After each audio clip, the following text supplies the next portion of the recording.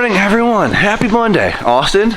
Happy Monday. Get the energy up. We need like smelling salts or something, I swear. Like, do we just take pre-workout on Monday to kind of get back into the...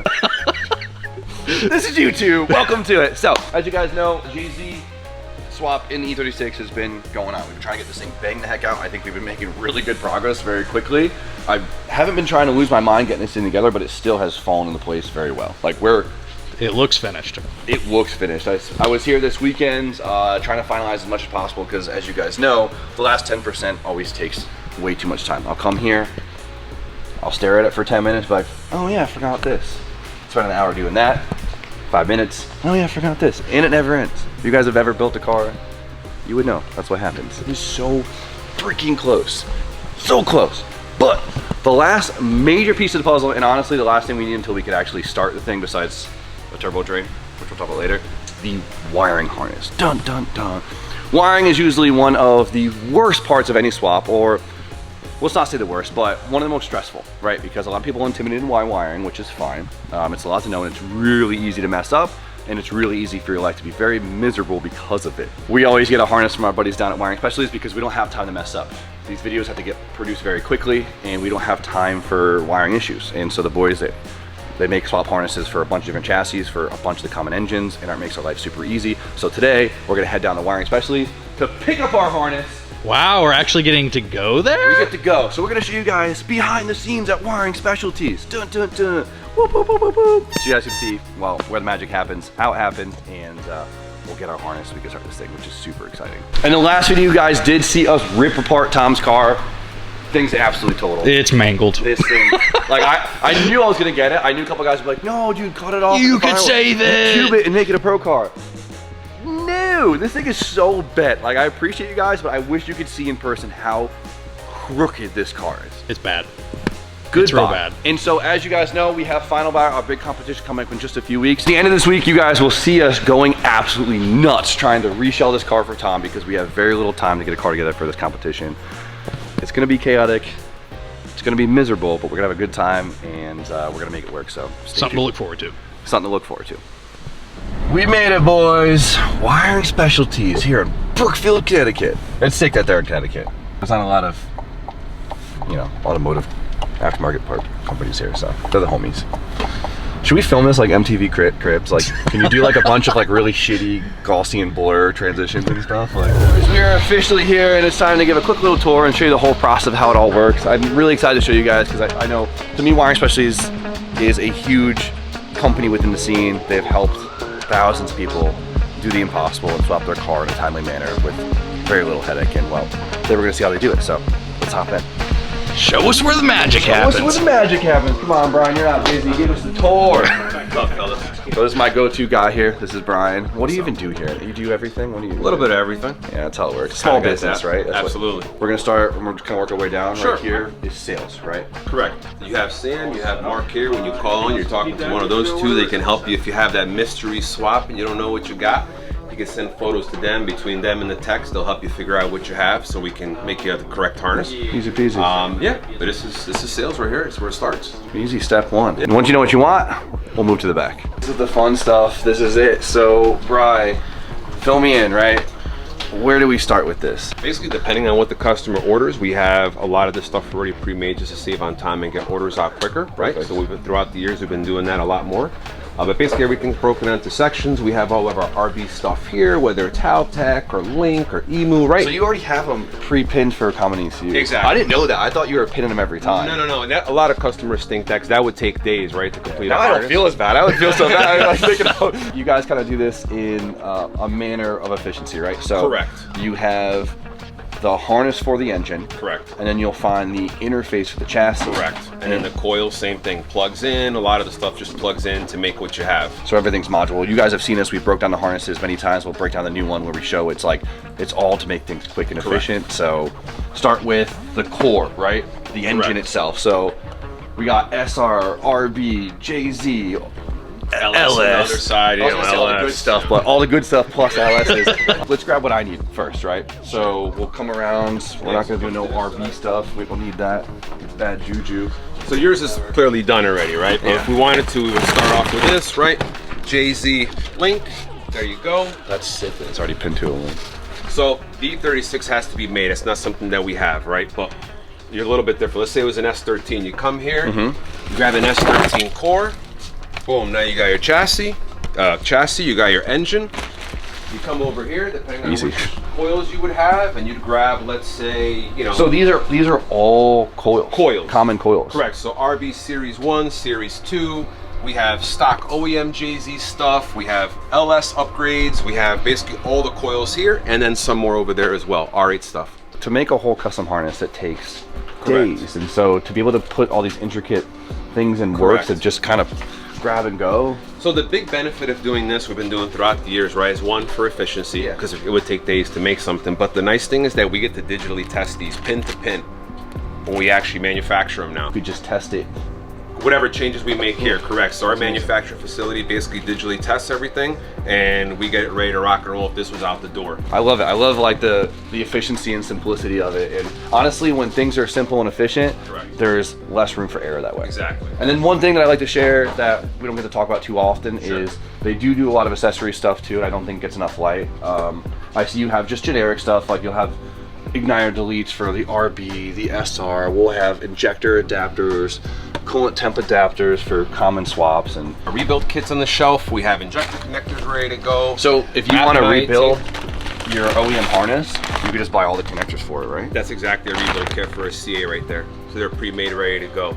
Oh, so if you don't want to buy a whole new harness, you can buy the connectors. You could. I mean, some of these things are pretty crusty, right, after 20 years. But let's say you had a small incident, you broke a couple connectors, and you just wanted to replace them. Absolutely. Or let's say you had a OEM MAF harness, right? Crusty. Now it's time to put like a link plug-in, right? You're going MAP and IAT. See, I like the way you think. Boom. MAP and IAT JZ. You would go on our website. You go ahead and tell us which IAT, which MAP you have. Yeah, so you don't have to cut. It in, you don't have to cut maybe a possible change in a MAP and IAT wire, and you're good to go. So you don't have to cut your MAF wires. You could just plug it in. And Correct. It just unplugs in that sub harness. Charge cables, grounding cables, and then you could just buy the connectors too. So if you guys are looking for common most of these engine connectors are pretty common. So like they'll have almost probably anything you'll need for your harness on there. I know chassis connectors get very hard to find and specific, but the engine one seems to be pretty. So I'll show you in the back. We actually have rows of shelves with all the plastic bins, and they're all broken down like Nissan, Toyota, and that's where we basically, if we need to make a change, we go back there, we grab a new connector. We get the generic harness off the shelf, the chassis off the shelf, but a lot of the times they do have to be modified for extra additions. Correct. I know I'm always having you put extra stuff in. Always. So let's see how they do it.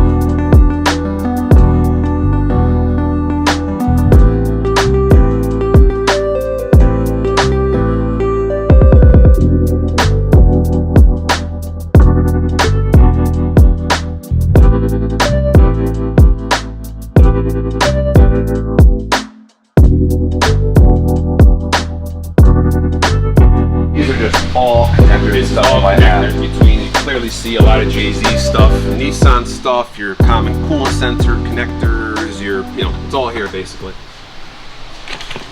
To some this is a dream, to others it's a nightmare. Yes, yes.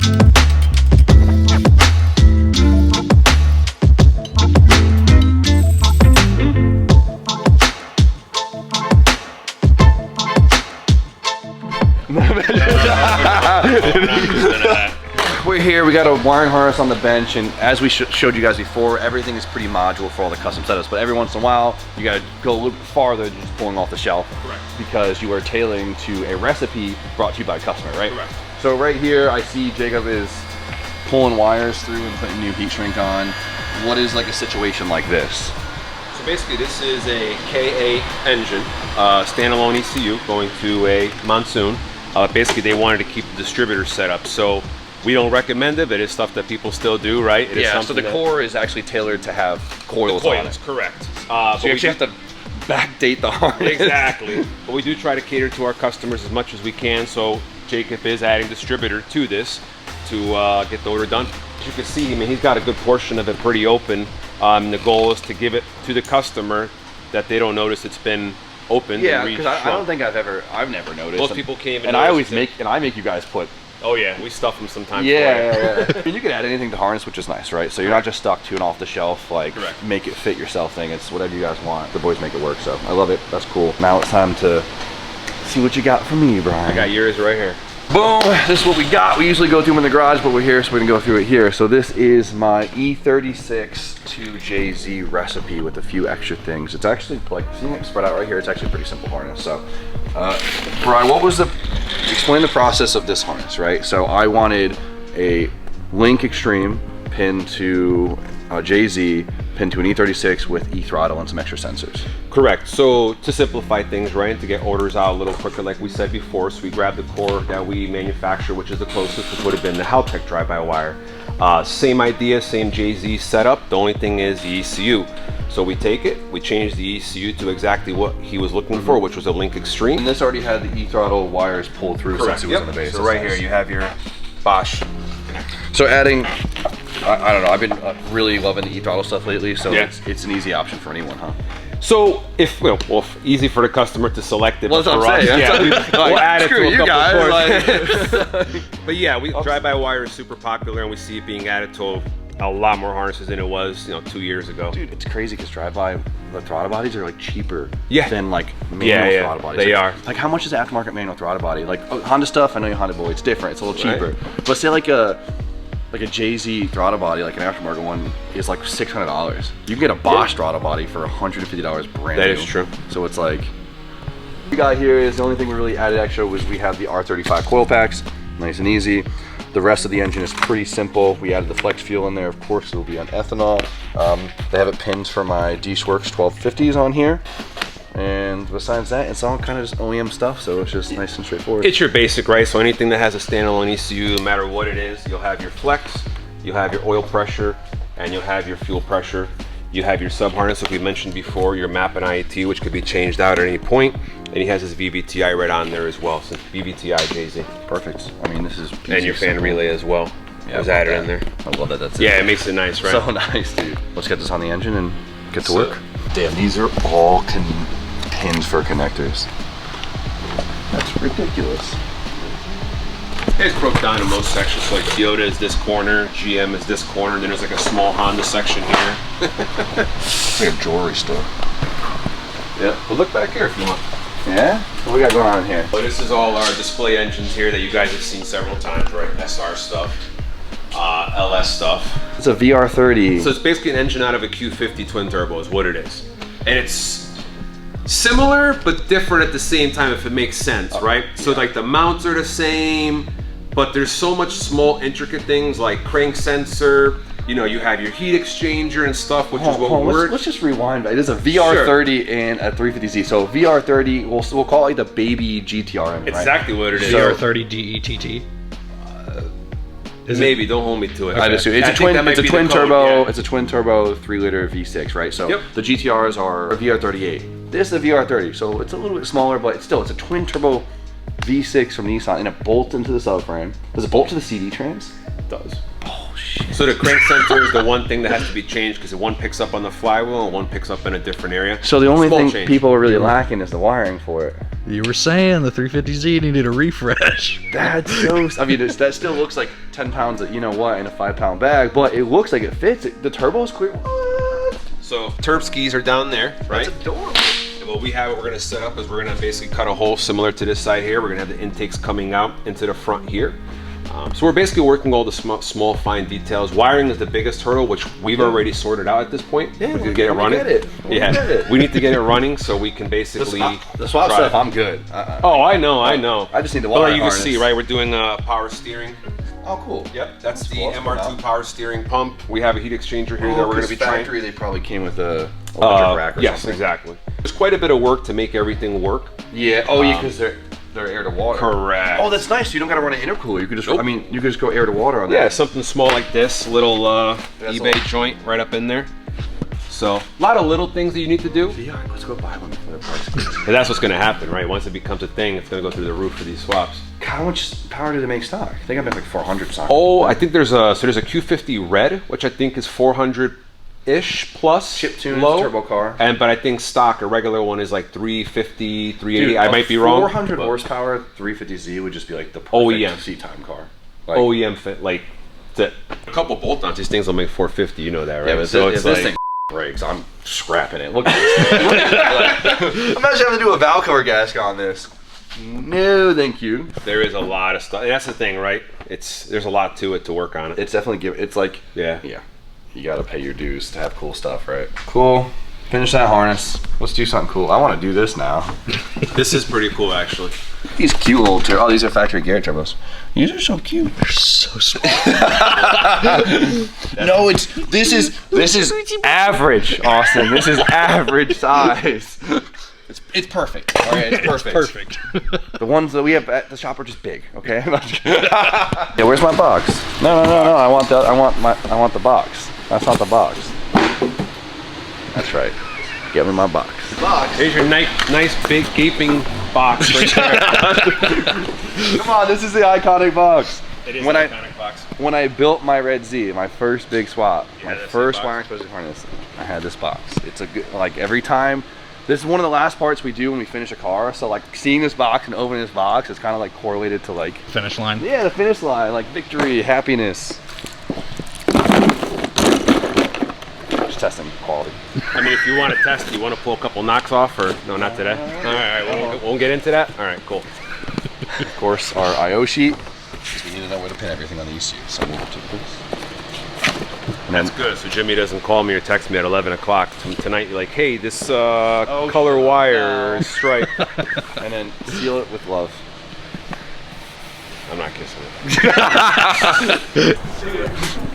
Let's get to work.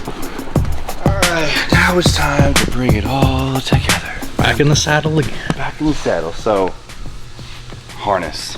Easy peasy. You guys have seen me do this so many times. We got pretty lucky though, because if you guys remember, we talked about having interfaces to the chassis, right? So the interface for the E36 is already in the car from the LS harness, which makes my life a lot easier. Like that's already the zip tied. That's already figured out. Already figured out. It's already ran to the E-pedal and everything. So inside the car, all the cable management, good to go. So now all we have to do is worry about the engine harness in the bay. So the only thing that sucks about putting wiring in the car is this is where everything starts to get a little tight. Put all the big stuff in, you're like, cool, engines look nice and simple. You start adding fuel lines, you're like, okay, we're getting somewhere. Start adding vacuum lines, you're like, yo, calm down, buddy.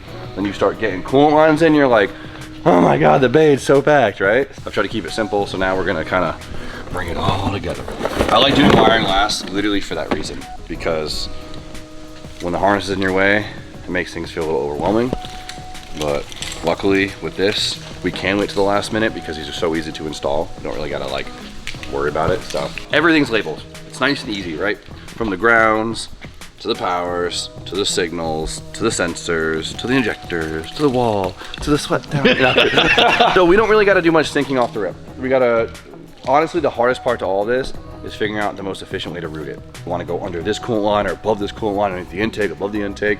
The great thing about it is you could, if you don't like the way it fits, you just unplug it and plug it back in. It's all labeled. Even DJ could do it, that's what we say. So we're gonna start with the firewall stuff. Slip her on through. There we go. You got this from here, right, Austin? Yeah, go take a break. Yeah, thank Come on, you. clock out. My stunt double, Austin.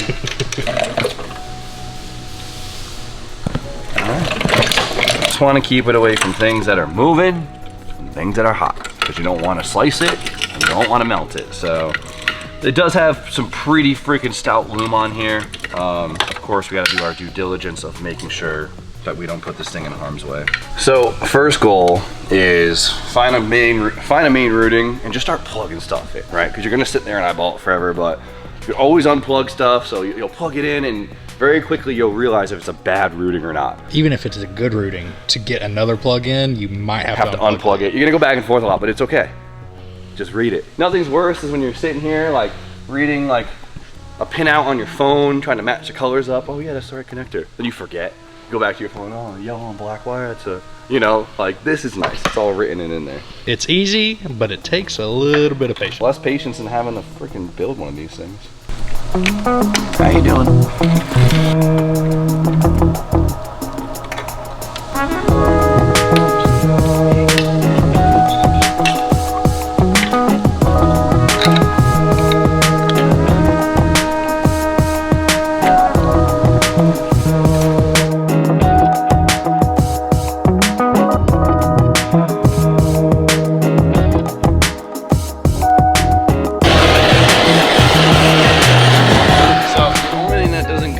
Plug and play is the boost controller, because when you get boost controllers, Mac valves, they're just 2 wires. And so Wiring Specialties gives you the plug with just 2 wires that you have to splice in here. So you just do 2 little butt connectors and boom, boost controller's hooked up. So I have everything plugged in. I did a little bit of cable management. Once everything's plugged in, you can kind of start moving everything in areas to see where it might want to land. And well, did that, zip tie it all together and all out of place, and you can probably barely tell there's a harness on, right?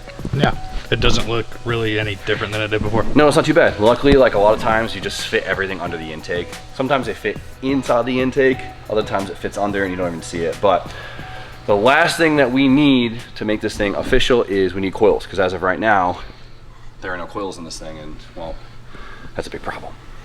Boom, you see the yellow. That's a dirty color around here. Yellow's a good color. It is a good color, I'm just saying. It's a dirty logo around here. So this is a product that we do sell on shopjimeno.com, showing it off a little bit. So this is Haltech's R35 coil pack kit. Hop below Shop Jimeno. Search for it. We do sell Haltech products, right? I'm a Link guy personally. Haltech. Hey, they make a hell of a product. They make great stuff. I'm just not a Haltech guy. I'm a Link guy. Hop below Shop Jimeno. Link doesn't make a coil pack bracket for the JZ. It's the R35 coil packs, all right? I feel dirty, okay? Ooh, they sent me a black one. Cool. All right, so this kit's super simple. That's so this kit's super simple. That's why I love it, right? So what we get is we have our bracket right here. We have bolts and we have plugs. That's it. There's nothing more to it. It's literally that easy. The thing that sucks a lot about JZ coil pack kits is they're a pain in the butt to remove the coils, right? These, with this kit, what I like about this kit is the coils come out one by one, super easy, like OEM. Like it's as easy as you would expect it to, right? So we bolt this in, and then each individual coil bolts separately, so you could just do one plug at a time. I know that sounds like a no-brainer, but there's a lot of coil pack kits out there where you have to like remove washers and hope you don't drop them, and like a bunch of different brackets. You have to remove the whole bracket at once. The fact that you can kind of service it one coil at a time is huge, right? If you have the track and want to change plugs pretty quickly, makes life easy. On top of that, we have these little 2 vents right here that usually are joined together to kind of like even out the pressure in the valve covers, which they don't really do anything for the motor, and everyone loses that pipe anyways, and it gets in the way of the coil packs. So they sell the little bungs to, well, plug them up. So let's plug those first. You're gonna feel real dirty doing this, but I swear it's okay. Oh, there we go. All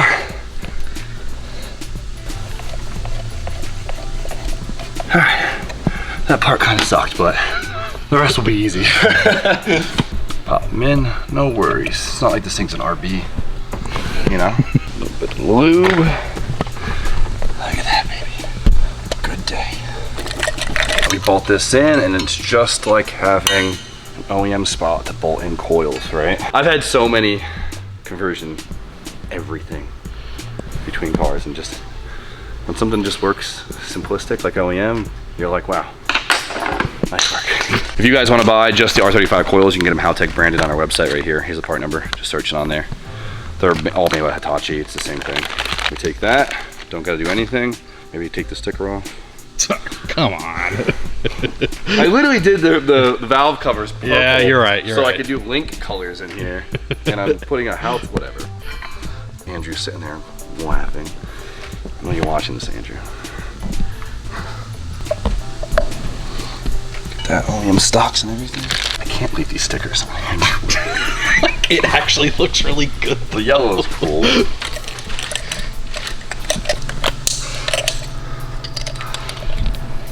This kit does fit really nice though. Like it all looks really good. I'm really impressed. Get a good look at it now, all right?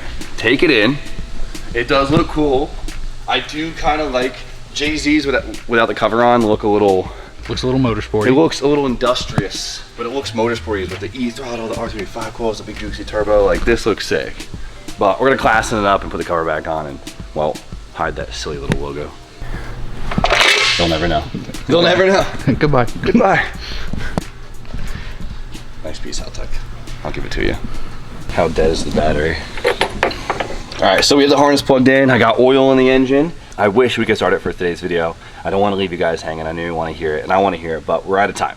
But what we are going to do is we're going to put power to this thing for the first time, and we should hear some accessories kick on, and we should be able to crank it. Hearing it crank for the first time is a big deal. I think so. And then the next video we'll start it. I promise. We're going to take our victory of the day and go from there. So if the battery is not dead, we're going to find if I have a fuel leak or not. Oh. Oh, oh, oh. Battery's dead. Oh, give me a second. All right. Oh. That's sounds like a Jay-Z. Sounds like a Jay-Z. See? You're it's already spent. Bullshit. Yeah. It's spinning just from the compression. Yeah. I gotta say, this is really cool. I'm happy you're happy for me. It's not a first start, but we got a lot done today. We went down to wiring specialties. You guys saw how things flow down there. You got the little insight to what they do, and I think it's pretty cool. I've known that company since I started this, which was like 8 years ago now, which is crazy. And to watch how they've evolved their whole system, and they're still there. And they're still there, kicking it. It's cool. It's cool to grow with. Whatever. You guys know what I'm trying to say. Baby. Hey, buddy. But he wants to host. He wants to end the video. But we got the harness on. It went super fast. It went super easy, of course, and super clean. Very happy, right, James? I was able to finalize a couple of the lines, and we got it all plugged in. We heard it crank, which is amazing. It's a big win. Now tomorrow, tie up a couple small things, and we should be able to put a startup map on it and start this thing really quickly tomorrow. That's the goal. I can't wait to hear this thing I run. can't wait to hear it. For now, you guys know the deal. Like, comment, subscribe.